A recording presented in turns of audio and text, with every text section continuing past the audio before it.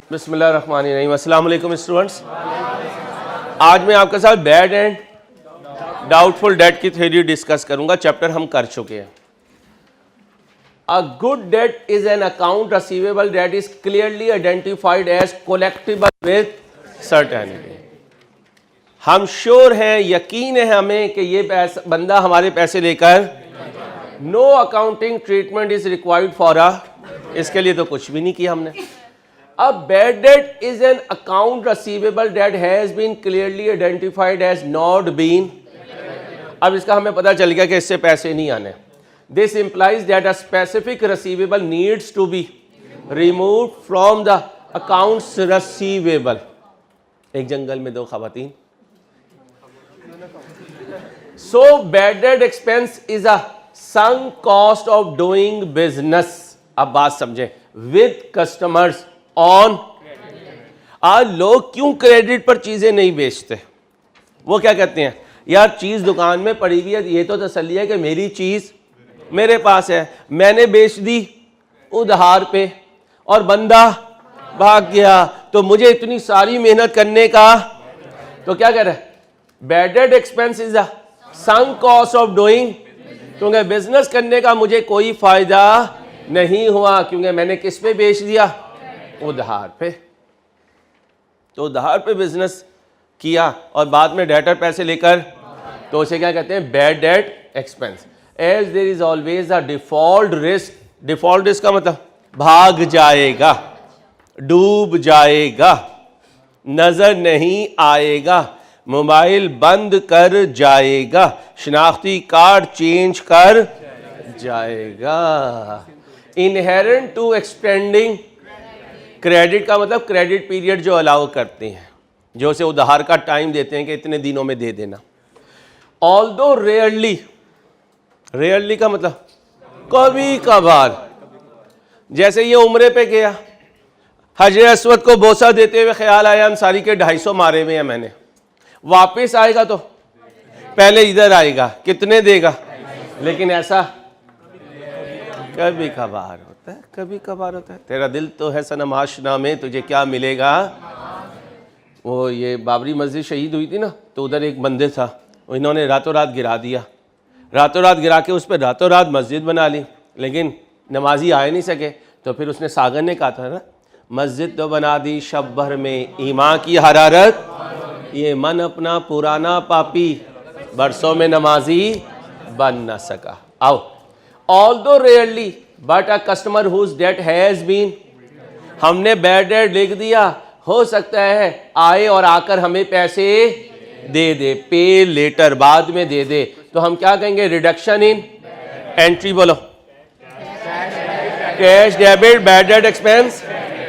A doubtful debt is an account receivable debt might become a bad debt at some point in the, an expense is recognized at this point, but the entity may or may not be able to specifically identify which customer might be so classified. So the entity creates a reserve का दूसरा नाम, तीसरा नाम provision, a contra to be deducted from, सिखाया है debtor में से इसका CD माइनस होता है। This allowance is estimated periodically, एक certain टाइम के बाद, और आमतौर पे वो ईयर एंड होता है रात 10 बजे। And the change is recorded as an expense और रिडक्शन इन, अलाउंस इंक्रीज हो जाए तो bad debt debit, allowance credit decrease हो जाए तो, सिखा चुका। तो ये वो समरी है जो हमने प्रिपेयर की थे, सारा लेक्चर जो हमने कंडक्ट किए थे, सुनते जाएं। क्यों एक एक लफ्ज पढ़ता हूं, को पागल है। सबसे ज़्यादा एमसीक्यू थ्योरी के आते हैं, हमारी अकाउंटिंग मजबूत हो जाती है, ये लाइंस हम पढ़ते नहीं, वो इसी लाइन में से उठा के कोई एमसीक्यू बना देता है। The transaction with credit customers are usually in following sequence, customer, customer से क्रेडिट, सेल से डेटर, और डेटर से collection. However some of the debts might never be और may prove difficult to be. Good debtor कौन होते हैं, गौर से सुने। गुड डेटर दो होते हैं, एक जो बाय हार्ट गुड होता है, एक जो मजबूरी में गुड होता है।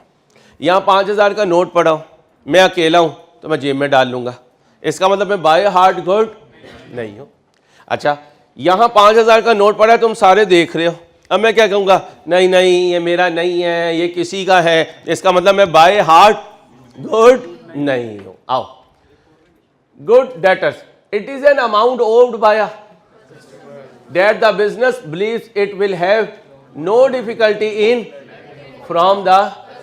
अब गुड डेटर की निशानी मतलब, इधर आया, ये वॉच उतारो, जल्दी उतारो ना, वॉच उतारो।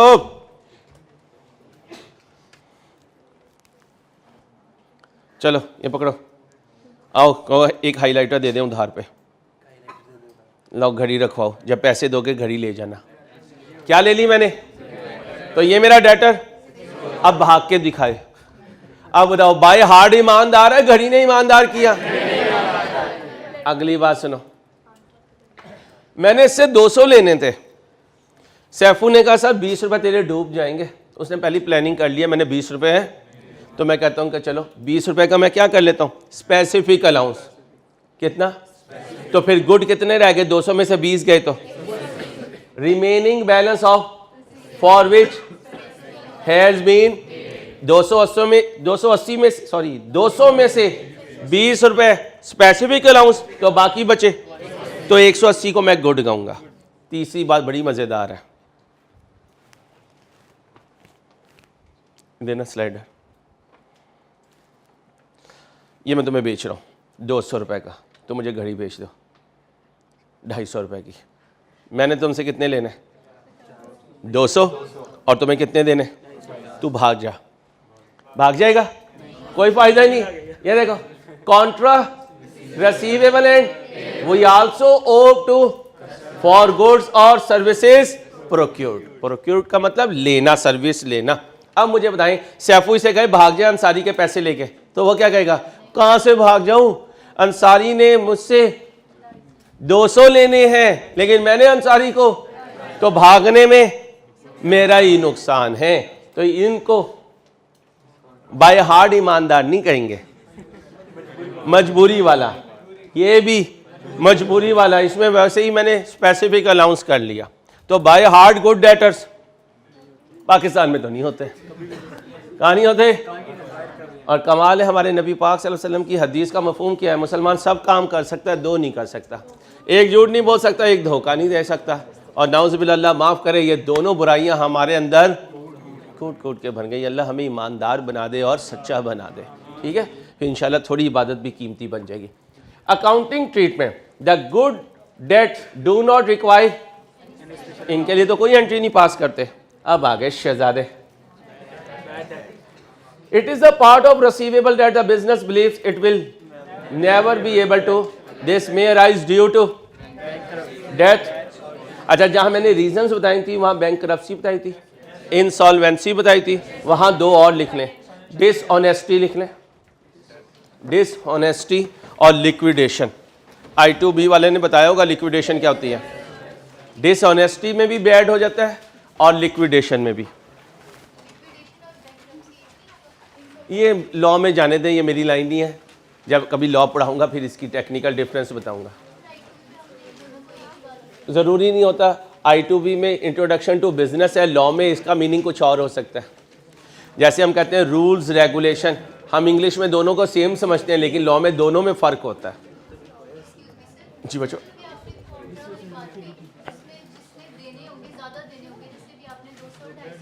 वो भाग सकता है, वो भाग सकता है।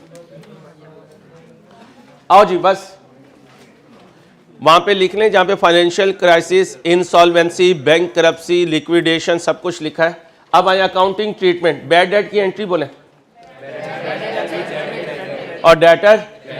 अच्छा, अगर डूबे हुए आ जाए तो एंट्री बोले। अच्छा, अब सुने, जहां लिख रहा हूं ना bad debt expense credit, FR1 में वहां जाके लिखूंगा अदर इनकम क्रेडिट, मतलब दोनों का सेम ही है, ये भी क्रेडिट हो रहा है, अदर इनकम भी, और हर क्रेडिट आइटम प्रॉफिट को अप करती है। लेकिन ये एंट्री FR1 में, इंट्रो में नहीं। इंट्रो के सारे MCQ किस ऑप्शन से सॉल्व करोगे? अगर पुराने बैड डेट से पैसे आ जाए तो एंट्री बोलो, FR1 में पुराने डूबे हुए पैसे आ जाएं तो ये लिखा हुआ है एज इनकम, तो ये बैड डेट रिकवरी इनकम होती है, लेकिन FR1 में कहां?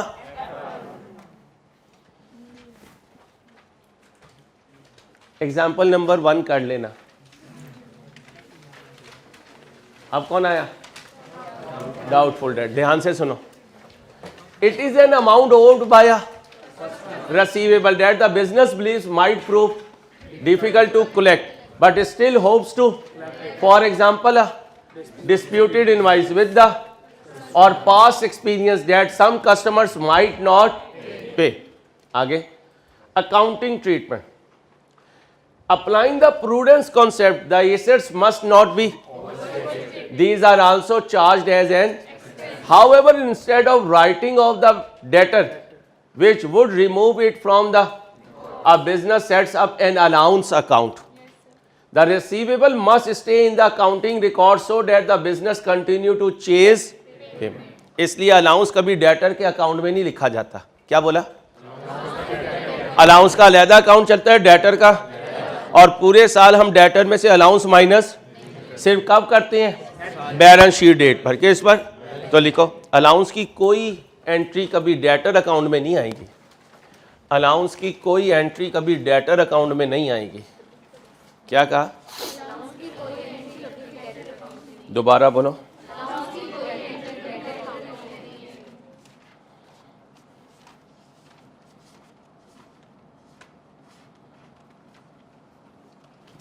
यार मलिक को बुलाओ।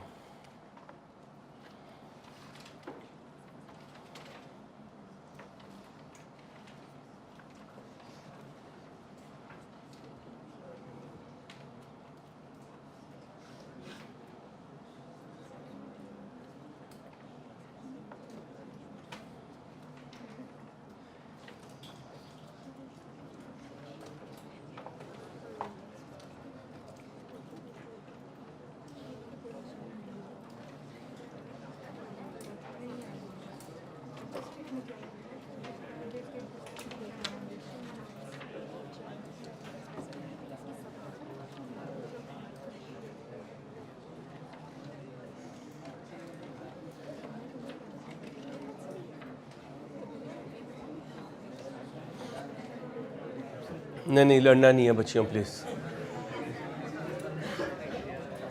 आओ भाई। हेलो। द अलाउंस अकाउंट बता चुका हूं, इज अ सिखा चुका हूं, which is then set against the, इसलिए डेटर में से उसे क्या करते हैं? माइनस कब? बैलेंस शीट में। The allowance account is also to be called, सिखा चुका हूं, रिजर्व अलाउंस प्रोविजन। इंशाल्लाह कोई बात ऐसी नहीं आएगी जो हमने कैलकुलेशन वगैरह में ना की हो, अल्लाह ने चाहा तो। अलाउंस में भी और स्पेसिफिक अलाउंस, जिस बंदे से झगड़ा होगा उसी के लिए स्पेसिफिक अलाउंस कहूंगा। डिस्प्यूटेड मीन झगड़ा। अब झगड़ा कारोबारी हजरात में डंडे और लाठियों से नहीं होता, हॉकियों से नहीं होता, तमीज़ के दायरे में होता है।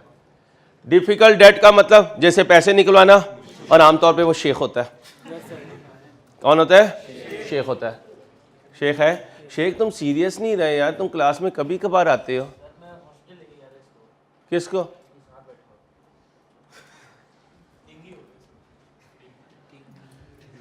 General for receivable excluding bad debt, good debts and, याद करो जनरल के लिए गुड भी माइनस करते हैं, स्पेसिफिक भी, और बैड डेट तो पहले ही माइनस हो चुके होते हैं। यानी जो बच जाए वो जनरल का दूसरा नाम अदर रिमेनिंग, जनरल का दूसरा नाम other remaining. The allowance account is estimated periodically, हर साल आखिरी दिन रात, and any adjustment is recognised either as an, in case of allowance में इंक्रीज हो तो एंट्री बोले, अलाउंस की इंक्रीज की एंट्री बोले, और अगर डिक्रीज हो तो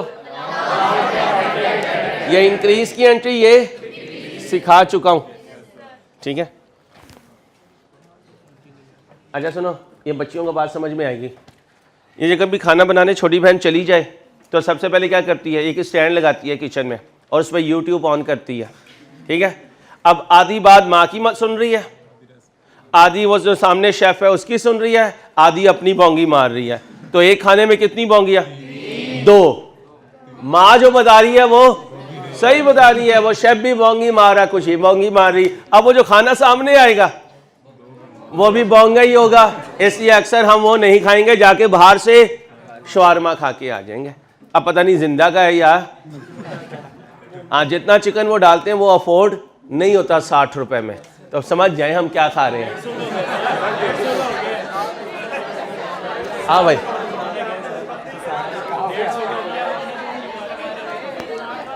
बस एजिंग एनालिसिस। और भाई ageing analysis, preparing an aged receivable analysis is a method of attempting to assess the likelihood of bad debt or to make an assessment of. This may be an analysis for each individual credit customer for specific allowance calculation, or it may be an analysis of for to typical format. ये format से आपका कोई ताल्लुक नहीं है, आमतौर पे हम ये फॉर्मेट लेके चलते हैं। याद करो एमसीक्यू में भी ऐसे ही किया था, ठीक है। बातें नहीं बच्चियों, प्लीज पढ़ाने दीजिए। If a customer has old amount outstanding, this should be and an attempt should be made to collect. However the investigation may indicate that the amount should either be as a or that an allowance should be made for. The older the age of, the more uncertainty in often created by accounting software. Aging schedule, याद रखना, ये softwares में आप फार्मूले feed कर देते हैं और फिर कंप्यूटर खुद एक सर्टन टाइम के बाद कैलकुलेट कर लेता है कि इस डेटर को किस कैटेगरी में जाना चाहिए, ठीक है, जिसे हम आर्टिफिशियल इंटेलिजेंस कहते हैं। क्या कहते हैं? कुछ खुद ही हो रहा होता है सॉफ्टवेयर में, लेकिन सॉफ्टवेयर बनाने के लिए नॉलेज होना, क्योंकि जब आप प्रोग्रामर को कहेंगे ये करने, तो वो कहेगा तुम कौन हो, तो आप क्या कहोगे? Chartered accountant. तो वो कहेगा एंट्री बताओ, तुम क्या कहोगे? सर से पूछता हूँ, ठीक है। आगे आ जाओ, एग्जाम्पल 2 कर लेना।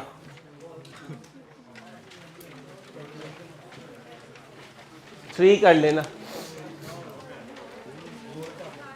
जब टाइम मिले जब करना। 4 कर लेना।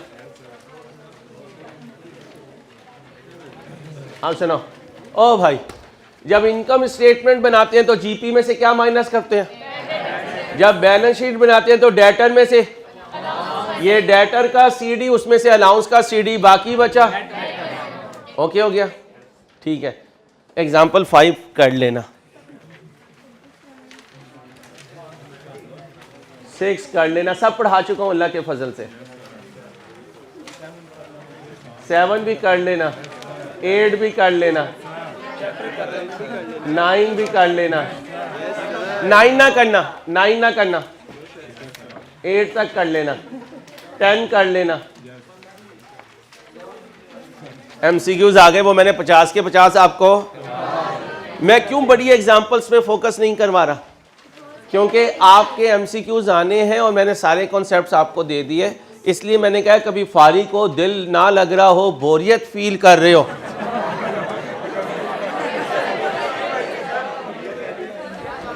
अपना ख्याल रखिएगा। इंशाल्लाह मुलाकात होगी। अल्लाह हाफिज़।